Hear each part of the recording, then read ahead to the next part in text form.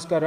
ಇವತ್ತು SSLC ಪರೀಕ್ಷೆಯ ರಿಸಲ್ಟನ್ನು ಘೋಷಣೆ ಮಾಡಿದ್ದಾರೆ ನಮ್ಮ ಕರ್ನಾಟಕ ರಾಜ್ಯದಲ್ಲಿ. ಇದರಲ್ಲಿ ನಮ್ಮ ಜಿಲ್ಲೆ 79.82% ಫಲಿತಾಂಶ ಪಡೆದು ರಾಜ್ಯಕ್ಕೆ 11ನೇ ಸ್ಥಾನದಲ್ಲಿ ಇದೆ. ಆದರೆ ಒಟ್ಟು ನಮ್ಮ ಜಿಲ್ಲೆಯಲ್ಲಿ ಪರೀಕ್ಷೆ ಬರೆದಿರುವ ಮಕ್ಕಳ ಸಂಖ್ಯೆ 40,528. ಅದರಲ್ಲಿ 32,351 ಮಕ್ಕಳು ಪಾಸಾಗಿದ್ದಾರೆ.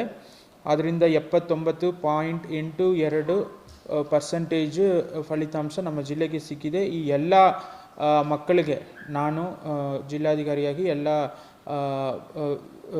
ಶಿಕ್ಷಣ ಇಲಾಖೆಯ ಅಧಿಕಾರಿಗಳ ಪರವಾಗಿ ಕೂಡ ನಾನು ಅಭಿನಂದನೆಗಳನ್ನು ಸಲ್ಲಿಸ್ತೀನಿ. ಈಗ ಯಾರೆಲ್ಲ ಫೇಲ್ ಆಗಿದ್ದಾರೋ ಅವರಿಗೆ ನೆಕ್ಸ್ಟ್ ಬರುವ ಅಟೆಂಪ್ಟಲ್ಲಿ ಅವರಿಗೆ ಒಳ್ಳೆಯ ರೀತಿಯಲ್ಲಿ ಒಂದು ಸ್ಪೆಷಲ್ ಕ್ಲಾಸಸ್ ಮಾಡಿ ಅವ್ರಿಗೂ ಕೂಡ ಒಂದು ರಿಸಲ್ಟ್ ಪಾಸ್ ಆಗೋ ರೀತಿ ಮಾಡೋಕ್ಕೆ ನಾನು ಎಜುಕೇಷನ್ ಡಿಪಾರ್ಟ್ಮೆಂಟ್ ಅವರಿಗೆ ಹೇಳಿದ್ದೀನಿ. ಇದರಲ್ಲಿ ನಮ್ಮ ಜಿಲ್ಲಾ ಪಂಚಾಯತಿನ ಮುಖ್ಯ ಕಾರ್ಯನಿರ್ವಾಹಕಾಧಿಕಾರಿಗಳು ಕೂಡ ಸ್ಪೆಷಲ್ ಇಂಟ್ರೆಸ್ಟ್ ತಗೊಂಡು ಎಕ್ಸ್ಟ್ರಾ ಕ್ಲಾಸಸ್ ಮಾಡೋಕ್ಕೆ ಪ್ಲ್ಯಾನ್ಸ್ ಇಟ್ಕೊಂಡಿದ್ದಾರೆ.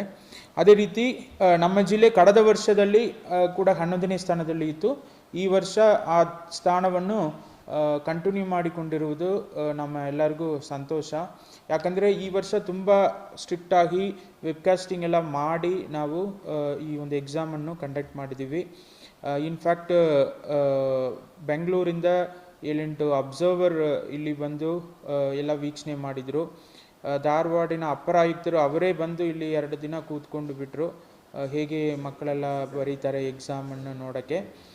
ಸೊ ಇಷ್ಟೆಲ್ಲ ಕಣ್ಕಾವಲು ಇದ್ದರೂ ಕೂಡ ತುಂಬ ಒಂದು ಪ್ರಾಮಾಣಿಕವಾಗಿ ನಮ್ಮ ಜಿಲ್ಲೆಯ ವಿಜಯಪುರ ಜಿಲ್ಲೆಯ ಮಕ್ಕಳು ಓದಿ ಎಕ್ಸಾಮ್ ಕೊಟ್ಟು ಈ ಥರ ನಮ್ಮ ಜಿಲ್ಲೆಗೆ 11ನೇ ಸ್ಥಾನವನ್ನು ಕೊಟ್ಟಿರುವುದು ನಮ್ಮೆಲ್ಲರಿಗೂ ಹೆಮ್ಮೆಯ ಸಂಗತಿ. ಸೊ ಈವನ್ ಉತ್ತರ ಕರ್ನಾಟಕ ಭಾಗದಲ್ಲಿ ನಮ್ಮ ಜಿಲ್ಲೆ 3ನೇ ಸ್ಥಾನದಲ್ಲಿ ಇದೆ. ಯಾಕಂದರೆ ಮೊದಲೆರಡನೇ ಸ್ಥಾನದಲ್ಲಿ ಇರುವುದು ಕರಾವಳಿ ಜಿಲ್ಲೆಯಾಗಿರುವ ಉತ್ತರ ಕನ್ನಡ ಜಿಲ್ಲೆಯ ಉತ್ತರ ಕನ್ನಡ ಮತ್ತು ಸಿರ್ಸಿ ವಿಭಾಗಗಳು. ತದನಂತರ ನಮ್ಮದೇ ಜಿಲ್ಲೆ ಬರುತ್ತದೆ. ಸೊ ನಮ್ಮ ಜಿಲ್ಲೆಗೆ ಒಂದು ಹೆಮ್ಮೆ ನೀಡಿರುವ ಎಲ್ಲ ಮಕ್ಕಳಿಗೆ, ಅದೇ ರೀತಿ ಅವರಿಗೆ ಒಳ್ಳೆಯ ರೀತಿಯಲ್ಲಿ ಶಿಕ್ಷಣ ನೀಡಿದ ಶಿಕ್ಷಣ ಇಲಾಖೆ ಎಲ್ಲ ಅಧಿಕಾರಿಗಳಿಗೆ, ಶಿಕ್ಷಕರಿಗೆ, ಶಿಕ್ಷಕಿಯರಿಗೆ ನನ್ನ ಅಭಿನಂದನೆಗಳನ್ನು ಸಲ್ಲಿಸ್ತೀನಿ. ಅದೇ ರೀತಿ ಸರ್ಕಾರಿ ಶಾಲೆಯ ಒಂದು ಮಗು ಆದರೆ ಪವಿತ್ರ ಮಡಿವಾಳಪ್ಪ ಗೌಡ ಕುನ್ನೂರ್ನ ಹೇಳಿ ಅವರು ಸರ್ಕಾರಿ ಆದರ್ಶ ವಿದ್ಯಾಲಯ ಬಿದರ್ಕುಂದಿ ಆ ಒಂದು ಶಾಲೆಯ ಹುಡುಗಿ ವಿದ್ಯಾರ್ಥಿನಿ. ಅವರು ರಾಜ್ಯದಲ್ಲಿ 21ನೇ ಸ್ಥಾನ ಪಡೆದಿದ್ದಾರೆ. 625ಗೆ 623.